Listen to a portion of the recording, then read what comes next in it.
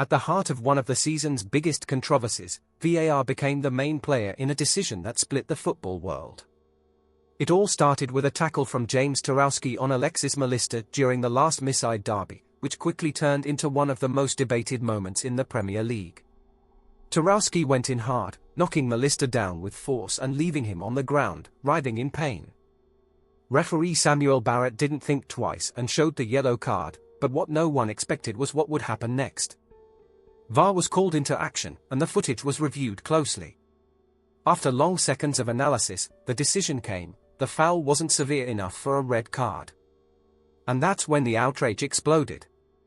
The Premier League tried to justify the decision, saying Tarkowski's follow-through was reckless but didn't warrant an expulsion. The explanation? Nothing more than fuel to the fire. Gary Neville, in an explosive reaction, didn't hold back. That was a horrible tackle, there was no need to do that. The pundit couldn't contain his anger, trying to convince the world that the referee had made a huge mistake.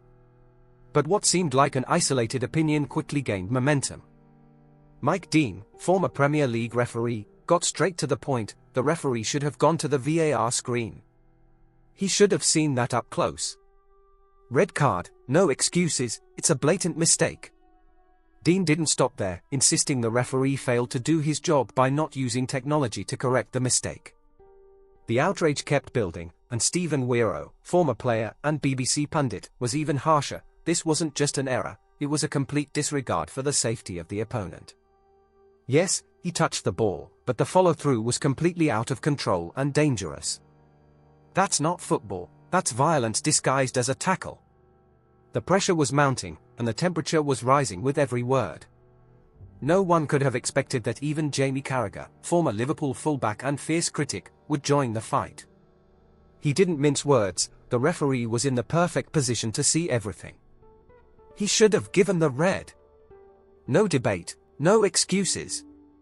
But what really shocked everyone was the comment from Arne Slot, Feyenoord's coach, who made sure to add more fuel to the fire: if it were up to me, I would have handed out a red card immediately. This was an absurd decision, and VAR failed completely. It's unacceptable. And the worst part?